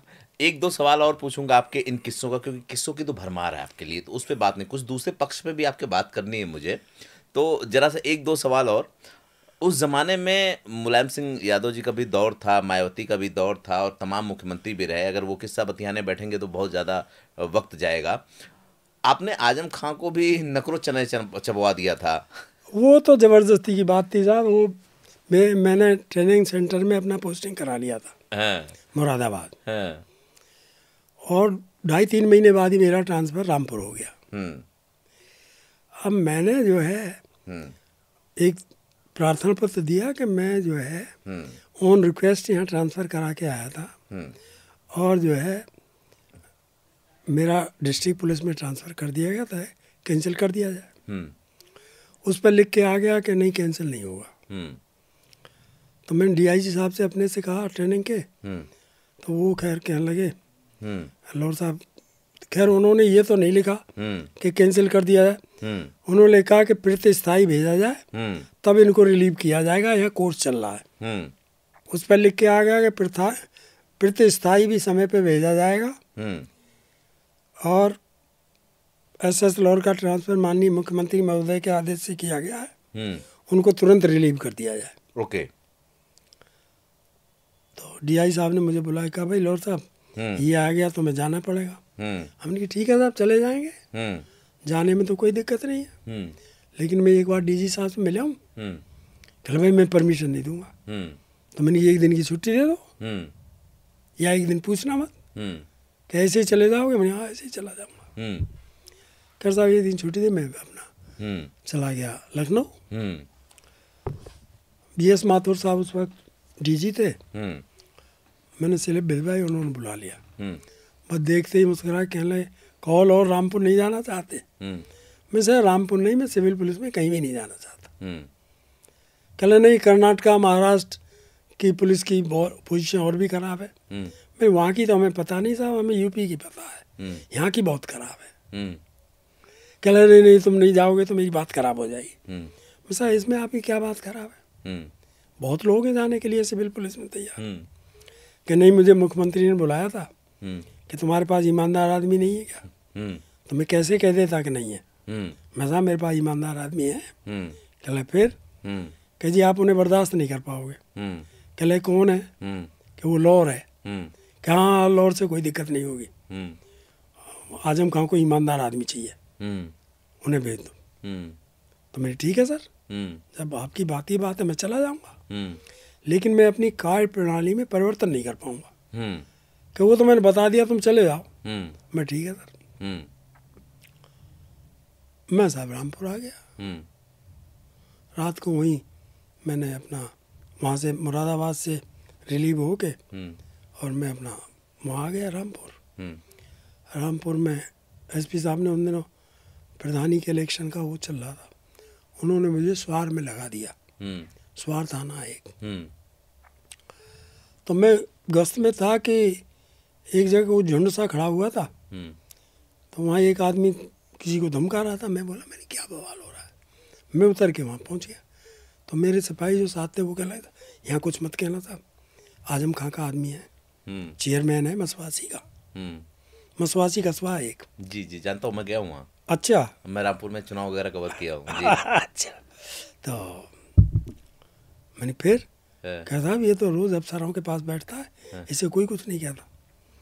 मैंने अच्छा, मैंने उसे पकड़ लिया। मैं चलिए, जब वो कहला, मैं बोला, कहला जी मैं बैठ रहा हूँ। मैंने ये पब्लिक कैसे जा रही है, पकड़ के ले जा रहा हूँ। मैंने धक्का दे गाड़ी में गिरवा लिया, लेके थाने आ गया। तो पहले तो हमारे सीओ साहब आए। अरे लॉर्ड साहब तुमने क्या कर दिया? मैंने क्या हो गया साहब? सीओ थे हमारे HN सिंह साहब। कहने लगे, मैं साहब भाई गलत थोड़ा ही कर दिया। फिर SB साहब आ गए। अरे भाई लॉर्ड साहब क्या कर दिया आपने? मैं साहब क्या हो गया? कह लगे ये मंत्री जी का आदमी है। तो मंत्री जी के आदमी के लिए कानून अलग है क्या साहब? मैं कुछ गलत कर रहा हूँ तो मैं इससे माफ़ी मांग लूँगा कि भाई मैं यहाँ तक तुम्हें लाया, इसके लिए जो मैं माफ़ कर दो। लेकिन अगर सही है तो सही है, उसके खिलाफ 307 का मुकदमा भी था। तो कह रहे यहाँ बवाल हो जाएगा। मैंने कहा आप जाए साहब, गोली चलवा दूंगा। अब वो भी चले गए वहाँ से। मैंने लिखा पढ़ी करा के मैंने सिविल लाइन्स में दाखिल करा दिया। अच्छा। बस सिविल लाइन में दाखिल करा दिया। 8-10 दिन तक बेल नहीं हुई उसकी। मेरा 15 या 16वें दिन मेरा ट्रांसफ़र हो गया। अच्छा। ट्रांसफ़र हो गया बरेली। हाँ। तो मैं फिर गया DG साहब के यहाँ। मैं साहब बड़े शौक से भेजा था, बड़ी जल्दी ट्रांसफ़र कर दिया। अरे लोरू रामपुर आपके लायक थोड़ा ही था, मैंने आपका बरेली कर दिया। मैं ये तो मुझे भी बताया साहब बरेली क्यों कर दिया है। खैर कोई बात नहीं, मैं बरेली चला गया। सरकार किसकी थी? मुलायम सिंह की थी। मुलायम सिंह की थी, तभी ये हो सकता था। तो मैंने कहा भाई बरेली जब पहुंचा तो बरेली में ऐसे हुआ। एक दिन बरेली रहा, 2 दिन वहाँ भी जो है मेरा ट्रांसफ़र शाहजहानपुर हो गया। मुझे पता लगा कि SSP साहब बिना पैसे लिए पोस्टिंग ही नहीं करते। तो मैं एक दरख्वास्त लिख के, और वहाँ SP थे बहुत अच्छे, धूम सिंह साहब, वो बेचारे एक्सपायर हो गए, जो गंगा के नदी गंगा पे जिनका चश्मा और चप्पल मिले थे। वो थे अच्छे आदमी थे। उनसे सबमिट करा के मैं पहली मुलाकात SSP साहब के गया। कल अरे लौर आप यहाँ आ गए? मैं जी यहाँ क्या, मैं अपनी मर्जी से आ गया। अफसरा ने ट्रांसफ़र किया तो आ गया। कहले यहाँ वैकेंसी नहीं है। मैंने निकाल के दरख्वास्त रख दी। मैं साहब मैं रहना ही नहीं चाहता है। कहले आप पहले से ही पेशबंदी कर। मैं जी पेशबंदी क्या आप कह रहे हो, यहाँ जगह नहीं है? वही मैं कह रहा हूँ यहाँ जगह नहीं है, मैं रहना नहीं चाहता कि मैं तो नहीं करूँगा सबमिट। मैं न कर रहा था। मैं उठा के जेब में रख के सलाम करके मैं चला आया। उन्होंने मेरी DI साहब से शिकायत कर दी। अच्छा। DI साहब ने मुझे बुला लिया। श्रीमती कंचन चौधरी भट्टाचार्य थी DI जी बरेली में उस वक्त। वो मुझसे कहने लगी, लौड़ तुम क्यों लड़ते हो? मैंने जी मैं लड़ता हूँ? कहला छोड़ो, तुम जहाँ को मैं तुम्हारा वहाँ ट्रांसफ़र कर दूँ। मैं साहब मेरा CID करा दो, नॉन DF में कहीं भी। कहला नहीं नॉन DF तो नहीं कराऊंगी कि अपने लिए थोड़ा ही जिया जाता है, समाज भी तो है। तो मैं जहाँ चाह वहाँ कर दो साहब। उन्होंने मेरा शाहजहानपुर कर दिया। मैं शाहजहानपुर चला गया। शाहजहानपुर में पहुँचा तो एक वहाँ पेशगार था SSP का, SP का, JP सिंह। वो मेरे साथ कभी रहा था इटावा में। वो मुझे देख के बहुत हंसा। मैंने क्या बात हुई JP सिंह? कहला साहब वो SSP साहब ने बुलाया था कि पेशगार यहाँ लौर आ रहा है। तो मैंने उनसे कहा साहब ठीक है, मेहनती आदमी है, ईमानदार आदमी है, ठीक। कहले यार वो सदर बाजार मांगेगा। कहले जी वो कुछ नहीं मांगेंगे, उन्हें जहाँ कर दोगे वहीं चले जाएंगे। अरे उसे DIG IG DC सब जानते हैं। सदर बाजार करने, सदर के कुछ दिन पहले ही कुछ ले दे के पोस्टिंग हुआ था। फिर क्या हुआ, फिर मेरा पीलीभीत हो गया। फिर पीलीभीत पहुँच भी नहीं पाया। इलेक्शन का हवाला दे के फिर मेरा बरेली आ गया। फिर मैं गया DG साहब के यहाँ। मैं साहब मेरे ट्रांसफ़र इतने हो लिए, मुझे कोई दिक्कत नहीं है, लेकिन सरकार का पैसा खर्च हो रहा है, काम कुछ हो नहीं रहा है। तो मेरा नॉन DF में, अरे लॉर्ड साहब आप जैसों की ज़रूरत है सिविल पुलिस में। मैं जी हम जैसों की कहाँ ज़रूरत है। खैर फिर वो थे एक एंटी करप्शन में सुभाष जोशी, वो मेरे SP रहे थे, SSP रहे थे कानपुर में। मैं उनसे वैसे मिलने चला गया। वो एंटी करप्शन में थे। कहने लगे लाहौर कैसे घूम रहे हो? अरे मेरी सिविल पुलिस में है साहब, ये चाहते हैं कि कहीं नॉन डीएफ में हो जाए। कहले तुम यहाँ आओगे एंटी करप्शन में? मैं जी यहाँ आ जाऊँगा। कि तुम्हें डीओ लिख दूँ? मैं बिल्कुल लिख दो साहब। कि तुम तो अलीगढ़ के रहने वाले हो? मैंने कहा साहब। कि तो आगरा में पोस्टिंग ठीक रहेगा? मैं हाँ साहब बढ़िया रहेगा। कहता ठीक है, तुम आईजी कार्मी से आईजी उससे मिल लेना, स्थापना से भी। तो मैंने ठीक है साहब, वो भी मेरे परिचित थे आईजी साहब, मैं उनसे भी मिल लिया। मेरा ट्रांसफ़र एंटी करप्शन हो गया।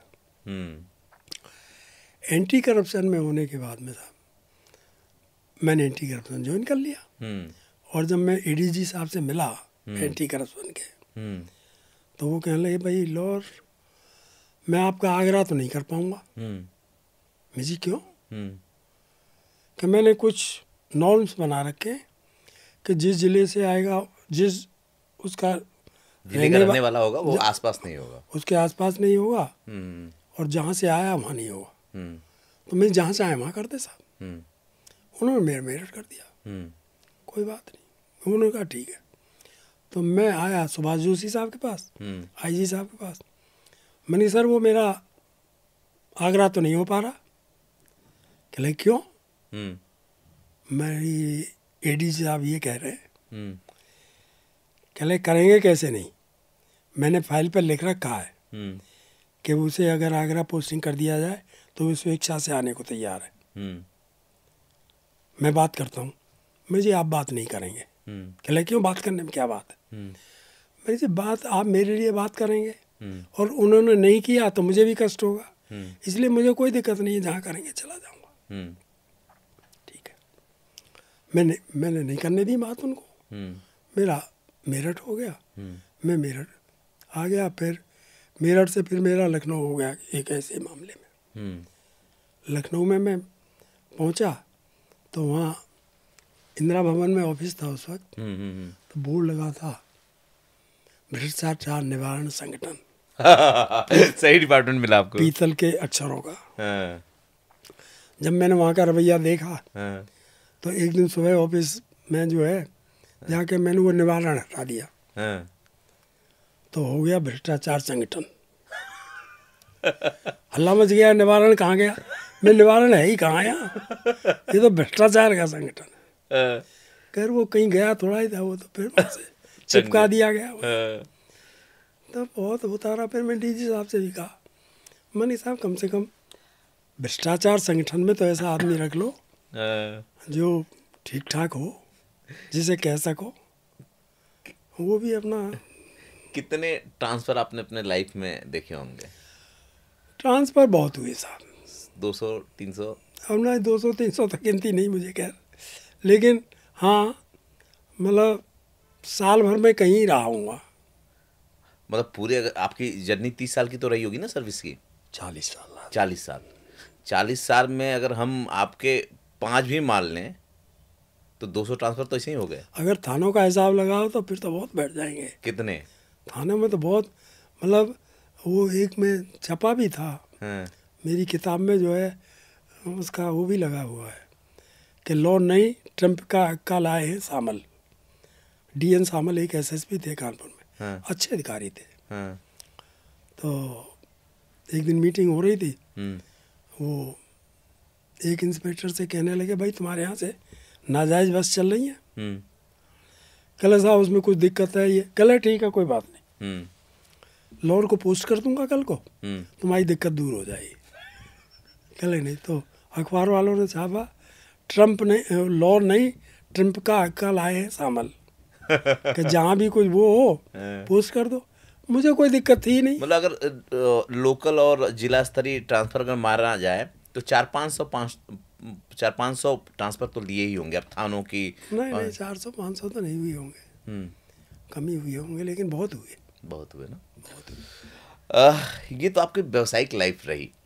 एक सवाल मुझे बड़ा देर से वो परेशान कर रहा है, रिटायरमेंट के बाद आपसे कभी किसी पुलिस ने बदतमीजी की क्या? कभी आपको कोई मौका हुआ हो, थाने गए हो किसी? नहीं वैसे तो मैं थाने जाता ही नहीं हूँ। हाँ, लेकिन किसी ने नहीं की बेचारे ने मुझसे। और जब पता चलता है लॉर है तो सभी ने आदर भाव से जो है मुझे देखा। अच्छा, आगे चला गया। आपका जो छवि है, जो स्थिति है, कभी परिवार में आड़े आई क्या? बच्चे होंगे, अब नया ज़माना है, आप मतलब मैं समझ रहा हूँ कि 6-7 दशक पहले की बात कर रहे हैं, तो कभी ऐसा लगा क्या कि बड़ा तालमेल गड़बड़ हो गया है, ऊपर नीचे हो गया? नहीं, तालमेल देखिए, आदमी की इच्छाएं तमन्नाएं तो होती है। जी। मेरी शादी हुई थी 67 में। अच्छा। तो अच्छा, इस दौरान एक मिनट रोक रहा हूँ मैं। जब तबादले होते रहे तो परिवार साथ था कि अकेले रहते नहीं थे? नहीं, परिवार साथ नहीं रखा मैंने। आपको पता था कहाँ जाना पड़ेगा? परिवार साथ नहीं रखा। हाँ। यूँ कभी 1-2-4 दिन के लिए कोई आ गया, वो बात अलग है। सर्विस में आ गए थे तब शादी हुई कि शादी होने? सर्विस में आने के बाद शादी हुई। तो पत्नी ने आपके किस्से सुने थे? पत्नी ने देख लिया, फिर सुन भी लिया, देख भी लिया। क्योंकि एक बार जब नई नई शादी हुई थी, हाँ। 67 में, तभी मैं मेरठ में था। हाँ। तो मैंने उनसे ये कह रखा था, मैंने भाई कोई चीज़ समाप्त हो जाए, हाँ। बहुत थोड़ी तनख्वाह मिलती थी, हम्म। बहुत थोड़ी। हम्म। तो मैंने कि पहले ही मुझे बता देना, जिससे मैं उसका इंतज़ाम कर लूँ। हम्म। तो एक दिन कहने लगी शाम के वक्त कि वो नमक नहीं है। हम्म। मैंने कल आ जाएगा, ले आएंगे। कहले बिल्कुल नहीं है अब लायक भी। उसमें तो 5 पैसे 2 पैसे 1 पैसे हाँ, कम। जो भी है। तो मैंने कहा भाई तुमने पहले से क्यों नहीं बताया? हाँ। कहले मुझे ध्यान नहीं रहा। तो मैंने कोई बात नहीं, कल ले आएंगे। हाँ। कि पड़ोसी के से ले लूँ? मैंने कहा ना, पड़ोसी के से मत लो। हाँ। कहले फिर हाँ। बिना नमक की बना लो। हम्म। तो वो थोड़ा कह लगे हमारे बस की तो नहीं है बिना नमक की खानी। हम्म। मैंने कोई बात नहीं, आप बिना नमक की नहीं खाओगे, आपकी व्रत रह जाएगा, मैं बगैर नमक की खा लूँगा। कहले ऐसे ही कंट्रोल वाले बने तो खाना खाना छोड़ दो। मैं छोड़ दिया। अच्छा। और फिर मैं 20-22 दिन खाना नहीं खाया। इसके बाद शिकायत पहुंची हमारे पिताजी तक। वो कहने लगे बेटा क्यों खाना नहीं खाते? खाना भाई नहीं खाना खाओ। मैंने कि हमारे ग्रैंड फादर ने तो 48 साल नहीं खाया था। मेरे ग्रैंड फादर ने 48 साल अन्न और नमक नहीं खाया था। हाँ। सिर्फ दूध पीते थे। हाँ। कहले तुम्हारी अब हमारा ऐसी नहीं है, खाना वाना खाओ। कर फिर शुरू हो गया। पत्नी से संबंध अच्छे रहे ना जीवन भर? हाँ, ठीक ही रहे। ऐसा तो नहीं पुलिसिया वाला हिसाब किताब घर में भी कायम था? ना ना ना ना, वो मतलब ठीक था। घर में तो आप डरते थे ना? लेकिन ना डरता तो नहीं था। घर में भी नहीं डरते थे? ना, डरने का क्या काम, कोई गलत थोड़ा ही कर रहा। अरे पत्नी तो प्यार करती है।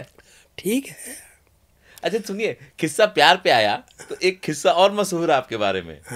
उस समय आप रंगरूट थे, स्मार्ट थे, स्मार्ट तो खैर अब भी हैं आप, और सारी चीज़ें थी, वर्दी थी आप पे, फप्ती थी, आपको भी मोहब्बत हुई थी, और मैंने सुना कि एक ही साथ एक ही घर में 2 बहनों से मोहब्बत हो गई थी आपको। नहीं नहीं, ऐसा तो कुछ नहीं है। मैंने पढ़ा था कहीं। कहीं पढ़ा होगा, पता नहीं। क्या था, ऐसा कुछ था किस्सा? नहीं। मोहब्बत हुई कभी आपको? नहीं, ऐसा कुछ नहीं, लेकिन वो तो माँ बाप ने जहाँ शादी कर दी वहाँ हो गई। कभी ऐसा, अच्छा आप जब इस तरह के व्यक्ति थे, आपकी इतनी चर्चा थी, लोग इतना पसंद करते थे, जिस भी जिले में रहते थे, थोड़ा सा माहौल लाइट भी करते हैं हम लोग, क्योंकि अभी तक तो उसी पे चलता रहा। ऐसा कभी सामने से प्रपोजल आया कि हम आपको बहुत पसंद करते हैं, या कभी आपको कोई बहुत पसंद आया हो? हाँ हाँ, ये होता रहा, लेकिन जो है ठीक है, पसंद करते हैं तो पसंद का मतलब ये तो नहीं है कोई और मतलब तो नहीं है, मतलब ब्याह ही हो जाए। हाँ तो वो ठीक है भाई। मैं जो है ऐसा है कि जहाँ तक घर की बात है, तो मेरी पत्नी एक बार कहने लगी कि वो आप मेरे गांव जब भी जाते हैं, गांव मेरी ससुराल मोदी नगर के पास ही है। अच्छा अच्छा, देहात में ही है जी। तो एक पास मेरे पास बू शर्ट थी, प्लेन क्लोथ्स में वो पहन लेता था, और खाकी पैंट नीचे पहन ही लेता था। अच्छा, इतना ही सामान था। तो जब भी जाता था मैं ऊपर बू शर्ट पहन ली, नीचे खाकी पैंट पहन लिया। तो वो कहने लगी मेरे साथी लड़कियां ये कहती हैं कि दरोगा जी पे एक ही पैंट शर्ट है, उसी से आते हैं। मैं ठीक कहती हूँ, आते हैं उससे। कहता आप 2 बनवा नहीं सकते? मैं बनवा तो सकते हैं। कहता बनवा लो। मैंने ठीक है। मैं अलीगढ़ आया हुआ था घर पर जब की बात। कर ठीक है तो बनवा लो। मैंने की पैंट ही बनवा लेंगे, शर्ट ही बनवा लेंगे। जब वो तैयार हो गई बाजार चलने को, मैं कहला मैंने ऐसा करेंगे 5-4 मुखौटे भी ले आएंगे। कहले मुखौटे क्या? मैं हर बार नया लगा के जाया करेंगे, हर बार इसी चेहरे से जाते हैं, और ये भी खराब होता जा रहा है जो जो पुराना हो रहा है। तो मैंने घर बार नया लगा के जाया करेंगे। समझ गई, कह ले आप बेकार की बात करते हो। नहीं लानी है तो रहने दो। मैं रहने दो, फिर रहने दिया। नहीं आप ये देखिए ना, आप पे जितना ज़्यादा सामान होगा उतने ही आप परेशान रहेंगे। बात तो सही हम है। लोग सफर ही तो कर रहे हैं, एक हमारी यात्रा ही तो है ये। हाँ, जर्नी ही है भाई आप मान लीजिए ट्रेन में यहाँ से और कलकत्ता जा रहे हैं और आपके पास बहुत सारा सामान है, नींद भी नहीं आएगी आपको, ये गायब न हो जाए, वो गायब न हो जाए। और जब आपके पास थोड़ा है, बगल में रखा, सर के नीचे रखा, चले गए, कोई दिक्कत नहीं। लेकिन नहीं, आपके पास 10 कमीज है, डेली आपको सोचना पड़ेगा सुबह को कि आज कौन सी पहनूं। और थोड़ा घर में मैम साहब वैसी हैं तो वो कहेंगे नहीं नहीं ये सूट नहीं कर रही, हाँ, वो दूसरी पहनो। होता है, ऐसा होता है। हाँ, मैं प्रैक्टिकल बात बता रहा हूँ। बच्चों और को... जब आपके पास 2 हैं, एक पहन रखी है, एक रखी है। अच्छा, रसूख तो आपको खूब रहा होगा ना तब? हाँ, रसूख बहुत रहा होगा रिश्ते नातों में, बाकी जगहों पे। आज भी जो है, हाँ, जहाँ 50 साल पहले रहा हूँ, 60 साल पहले रहा हूँ, हाँ। आज भी वहाँ से निमंत्रण आते हैं। नाम तो लिखा होगा हर जगह ना आपका? हैं? चौकी नाम वाम तो लिखवा देते हैं लोग, मैंने तो खैर कभी नहीं लिखवाया, लेकिन जो मुझसे आगे आने वाला था वो लिख देते थे। आज की पुलिस में और तब की पुलिस में क्या बदला है? उसके लिए मैं ये कहता था, जब सर्विस में भी था, मैंने भाई ये 1947 की पुलिस नहीं है, ये स्वतंत्र भारत की पुलिस है। 1947 की पुलिस अंग्रेजों के शासन को कायम करने के लिए थी, बाई हुक और बाई क्रुक आपको शासन कायम रखना है। आज की पुलिस जो है वो जनता की सेवा के लिए है। तो अपनी मेंटलिटी ये रखिएगा कि हम जो है जनता की सेवा कर सकें, और उसके लिए ये है कि अच्छे लोग हमको अपना दोस्त समझने लगे और बुरे लोग जो है हमें दुश्मन समझने लगे, तो बहुत कुछ ठीक हो जाए। लेकिन आज ना सर, एक बहुत बड़ी समस्या आ गई है। मेरा भी वास्ता पड़ता है पुलिस वालों से।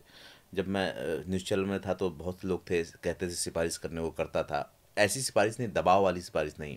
जो जेन्युइन व्यक्ति होता था वो अपनी बात भी पुलिस के सामने नहीं रख पाता उनके टेरर की वजह से। तो उसकी बात रखने के लिए भी कई बार जाना पड़ता था कि व्यक्ति तो सही है यार, इसका मामला सही है, आप ऐसा क्यों कर रहे हो। पता चला सामने वाली पार्टी थोड़ी दबाव वाली है। आपने जो कहा ना, अभी क्या है, जो सही लोग हैं वो पुलिस से डरते हैं और जो गलत लोग हैं ना वो पुलिस पे चढ़ के रहते हैं। इसका कोई तोड़ नहीं, और दिन प्रतिदिन ये सिस्टम और बर्बाद ही होता जा रहा है। तो उसका रीज़न क्या है? उसका रीज़न ये है कि पहले पुलिस जो है, जो क्षेत्र का, गांव का संभ्रांत व्यक्ति होता था, जो अच्छे चरित्र का होता था, उसके यहाँ बैठते थे। और आज पुलिस जो है, जो गुंडा होगा, लफंगा होगा, क्यों कि वही तो इनकम करा पाएगा। हाँ, भला आदमी तो नहीं करा पाएगा। आज भी वैसे पुलिस में अच्छे लोग हैं। हाँ, नो डाउट, ऐसा नहीं है कि भाई पुलिस कोई ऐसा हो गई कि नहीं, सभी ऐसे, आज भी अच्छे हैं। लेकिन समस्या क्या है ना सर, जो अच्छे हैं वो ऊपर बैठे हुए हैं, उन तक आम आदमी पहुंच नहीं पाता है। नहीं, ऊपर नहीं, नीचे भी है, अच्छे लोग हैं, ऊपर भी। देखिए, मैं किसी पोस्ट को, इससे आदमी को इससे नहीं नापता कि भाई ये कितनी ऊंची पोस्ट पे है या कितना पैसा वाला है। मैं इससे नापता हूँ कि ये कितना चरित्रवान है। अच्छा और गलत की पहचान कैसे हो? अगर कोई किसी से मिलने जाता है, कहीं कोई अपनी समस्या लेके जाता है, तो अच्छे गलत की पहचान कैसे करता पता लग जाता है साहब। मैं उस वक्त की साहिबाबाद की बात बता रहा हूँ। एक दिन एक औरत आई, उसके साथ एक नेताजी आ गए। नेताजी अपना बिल्कुल सफ़ेद पोस्ट, बढ़िया धोती कुर्ता प्रेस वाला, और वो बेचारी औरत जो है उसके जीर्ण शीर्ण कपड़े भी हो रहे थे, फटे हुए, देखने से लग रहा था कि। तो खैर जब मैंने उसे देखा तो मैंने उसे बैठाया, कुर्सी पे बैठाया पहले उसे मैंने, और इसके बाद में उससे पूछा कुछ नहीं। मैं नेताजी से कहला, मैंने आप बताइए साहब। वो खड़े थे। कहला साहब मैं तो नहीं के साथ आया। मैं भाई इनके साथ क्यों आया हो? कि साहब ये सीधी शादी है। तो मैंने तुम चुस्त चालाक हो, कि नहीं साहब मैं हमदर्दी में आ गया। मैंने फिर तो ठीक है भाई, हमदर्दी होती है, आ गया बहुत अच्छा है। तो मैंने कही गांव से, मुझे पता था कि जिस गांव से आई है वो, उसने बताया था, वो 10-12 किलोमीटर दूर था। मैंने भाई गांव से कैसे आए, कहाँ से आए? कि जी घोड़ा तांगे से आए। तो मैंने घोड़े तांगे वाले को पैसा किसने दिया? तुमने या इसने? कि जी वो तो इसी ने दिया। तो मैंने कि फिर काहे की हमदर्दी रह गई भाई, तुमने इसका 2 बार का किराया खर्च करा दिया। अगर मैं इसकी एक बार न सुनता तो दूसरी बार सुन लेता, लेकिन आपने इसका पैसा खर्च करा दिया 2 बार का। मैं 2 इसके पैसे, अब उस पर जो भी थे उसका किराया 1 रुपये 2 रुपये 4 रुपये जो भी है वो दे दिया। और मैंने कहा अब तो आप जाइए, मैं इसकी अपने आप सुन लूँगा। तो अगर आपकी शोहरत ये हो जाए कि आप जो भी है सही काम करेंगे तो कोई किसी को बैसाखी लगा के नहीं लाएगा। इसका एक उदाहरण और बता दूँ। मैं मुजफ्फरनगर में था उस वक्त, तो एक MP साहब जिन्होंने चौधरी चरण सिंह को हराया था, वो वहाँ तहसील में होंगे कहीं, मैं तहसील में तहसीलदार साहब के पास बैठा हुआ था। तो एक सज्जन आए, कैसा वो MP साहब आपको याद कर रहे हैं। मैं भाई MP साहब को बता दो मैं ऐसे ऐसे बैठा हूँ तहसील साहब कुछ काम से, तो इसके बाद ही आ पाऊँगा। खैर कोई बात नहीं, थोड़ी देर बाद तहसीलदार साहब वो MP साहब ही आ गए वहाँ। मैं आइए साहब, बताइए साहब। मैंने कि मैं ही आ जाता, आप कहे नहीं साहब मैं ही आ गया। मैं चलिए, मैं बताइए। कह ले भाई मुझे भगत जी के नाम से ज़्यादा जानते थे। अच्छा। पुलिस में भी और अफसरान भी और पब्लिक भी, कि भाई भगत जी मैं तो ये कह रहा हूँ कि देखो भाई हम तो पब्लिक के बीच में रहते हैं, तो हमें तो जो है सबकी सुननी पड़ती है। तो हम किसी के साथ आम हैं तो उस वक्त ज़रूरी है कह दो कि ठीक है साहब हो जाएगा, देख लेंगे, बाकी जैसा है आप वैसा करें। मैं थोड़ा मुस्कराया, कह ले कैसे हंस रहे हो? मैंने कहा साहब मेरे बीच और आपके बीच तो आज ये कॉन्टैक्ट हो जाए कि जब आए तो तब कह दीजिएगा, फिर करें या ना करें। तो मैंने कहा एक तो धोखा आप दें पब्लिक को और उसमें मैं शामिल हूँ, और फिर इससे आप सोचिए कि आपकी रेपुटेशन बड़ी खराब हो जाएगी कि भाई कि भाई इसकी तो एक दरोगा भी नहीं मानता है। कहला भाई मैं तो देखो तुम्हारे यहाँ कभी आया नहीं और आऊँगा भी नहीं। मेरे साहब ज़रूर आइएगा, अगर मैं गलत काम कर रहा हूँ तो आप ज़रूर आइएगा, बिल्कुल मजबूती के साथ आइएगा, और मैं आपका एहसान मानूंगा कि आपने मुझे गलत काम करने से बचा लिया। अगर मैं गलत काम कर रहा हूँ तब आप आते तो मैं ज़रूर जो है आपका एहसान मानूंगा, और अगर सही है सही कर रहा हूँ तो फिर तो कोई बात ही नहीं है। चलो भाई देखो मैं तो कभी आया नहीं आपके थाने और आऊँगा भी नहीं। वो भी अच्छे आदमी थे इसका मतलब। हाँ मतलब तो मैं एक बात वो कह रहा हूँ कि कोई किसी को नहीं लिबा के लाएगा। अगर ये पता लग जाए कि हम जाएंगे तो हमारी सुन लेगा, कोई भी हो। होता क्या ना सर, ये सिस्टम ही व्यक्ति को करप्ट बनाता है।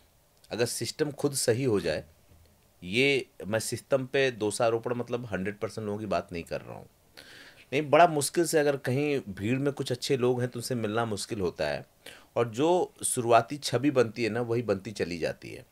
रोज़ 2-4 होना पड़ता है लोगों को। आपने जो कहा एक बात ना कि पहले के ज़माने में पुलिस के मुखबिर होते थे जो सही और गलत बता देते थे पहले ही। मुखबिरी का ज़माना तो अब रहा नहीं, उनके सोर्स तो ख़त्म हो चुके हैं। आपने बिल्कुल सही कहा कि अब वो उन लोगों के पास बैठना चाहते हैं जो क्राइम में सूख रखते हैं, जिनसे उनका धंधा चल पाए। ये कुछ चीज़ें हैं जो मतलब सालती हैं। लेकिन आज पॉडकास्ट करके आपके साथ मज़ा ही नहीं आया, बल्कि कई मामलों में मेरा ज्ञान भी बढ़ा है। एक चीज़ जो मुझे समझ में आई व्यक्तिगत जीवन के लिए, शुरू में जो आपने 2-4 श्लोक सुनाए हैं ना, अगर उसमें आदमी अमल कर ले, जहाँ वो लालच से परे आ जाए और उसको ये समझ में आ जाए कि ज़िंदगी में जो भी होता है वो ईश्वर प्रदत्त है। हाँ। हर चीज़ की डोर उसके हाथ में है। एक बात और मैं कहना चाहूँगा कि अगर आज ये पॉडकास्ट नहीं होता या मेरे चैनल पे नहीं आता तो कहीं ना कहीं एक बहुत शानदार पॉडकास्ट से मैं वंचित रह जाता। और इसका आना मेरे लिए भी बेहतर, और मुझे लगता है जो प्रशासनिक इकाई के लोग इसको देखेंगे और जो आम लोग देखेंगे, दोनों लोगों को ये समझ में आएगा कि ज़िंदगी को अगर सरल करना है और ऊपर उठना है तो सामान और इच्छाओं के बोझ को कम करना होगा। बहुत कुछ ऐसा भी मुझे जानने को मिला जो मैं नहीं जानता था, जो पढ़ा था वो जानता था। सर एक सवाल बाकी रह गया था, वो मैं पूछ करके इसको वाइंड अप करूँगा। आपकी अभी जल्दी एक किताब आई थी और जिसका डीजी ने विमोचन किया था, क्या है, किस तरह की किताब है वो? किताब में मैंने अपनी पुलिस की सर्विस के बारे में लिखा है। एक्चुअली कई डीजी महोदय जो अच्छे रहे हैं वो मुझसे कहते रहे कि भाई लॉर्ड साहब लिखो। मैं अवॉइड करता रहा, मैं पुलिस का आदमी, मैंने कहाँ लिखना लिखाना है। तो लास्ट में मुझे डीजी उत्तरांचल भी कहने लगे, प्रकाश सिंह साहब ने कई बार कहा। मैंने ज़्यादा उस पर वो नहीं कर पाया।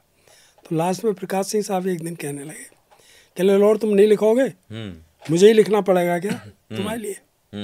मैं ठीक है सर लिखता हूँ। तो मैंने लिखा फिर, और लिखने के पास में मैंने उनके पास भेजा, दे के आया उनको, मैं साहब ये लिख दिया। तो उसमें जो थोड़ा बहुत संशोधन था वो उन्होंने बताया, वो करके मैंने फिर उन्हें दे दिया। तो फिर प्रस्तावना उन्होंने ही लिखी, प्रकाश सिंह साहब ने उसकी प्रस्तावना लिखी है। और इसके बाद में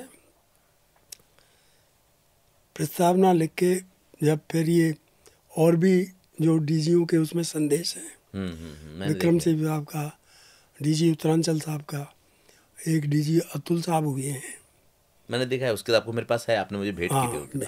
बीके सिंह साहब हुए हैं, तो उनके भी संदेश हैं। तो जब मैंने वो छप गई तो मैं फिर प्रकाश सिंह साहब को वो भेंट करने गया उसकी कॉपी। तो कहने लगे लॉर्ड साहब मैंने तो प्रस्तावना लिखी है, तो मैंने तो पूरी पढ़ के ही लिखी है लेकिन बहुत अच्छा लिखा है, एक बार और पढ़ूंगा। क्या बात है। मैं ये कहना चाहूँगा कि प्रशासनिक इकाई में काम करने वाले लोग, खासकर जो पुलिसिया डिपार्टमेंट में हैं, उनको ये किताब पढ़नी चाहिए। बहुत सी चीज़ें क्लियर होगी, ज़मीर क्या होता है, ज़िंदगी में काम करने का तरीका क्या होता है, खुद का व्यक्तित्व क्या होता है, और खुद के दम पे अगर आप चलते हैं तो ईश्वर कैसे सपोर्ट करता है। जो शख्स हमारे साथ बैठे हैं, इन्होंने 200-300 ट्रांसफ़र भरे लिए होंगे अपने पूरे 40 साल में, लेकिन नौकरी से बर्खास्त नहीं हुए, बल्कि अपनी पूरी नौकरी इन्होंने की, और उसके बाद तमाम डीजी आज टच में हैं, इज्जत से नाम लिया जाता है और आपके बारे में पढ़ाया जाता है। यानी कि इनका सर्विस काल दस्तावेजी हो गया, दस्तावेज में दर्ज हो गया। आप भी अगर अपनी ज़िंदगी में कुछ अच्छा करेंगे, चाहे जिस भी फील्ड में हो, ईमानदारी से रहेंगे, अपने व्यक्तित्व को गढ़ेंगे, तो यकीन मानिए ज़िंदगी का सफ़र भी लंबा होगा और लोगों के लिए मिसाल भी बनेगी। आपकी पहचान इससे नहीं है कि आपके पास क्या है, आपकी पहचान इससे है कि आप क्या हैं। बिल्कुल सही बात, बिल्कुल सही बात। और ये अगर क्लियर हो जाए तो ज़िंदगी आसान हो जाएगी। मिलते हैं एक और नए एपिसोड में, तब तक के लिए आप भी इंतज़ार करिए और मैं भी करता हूँ।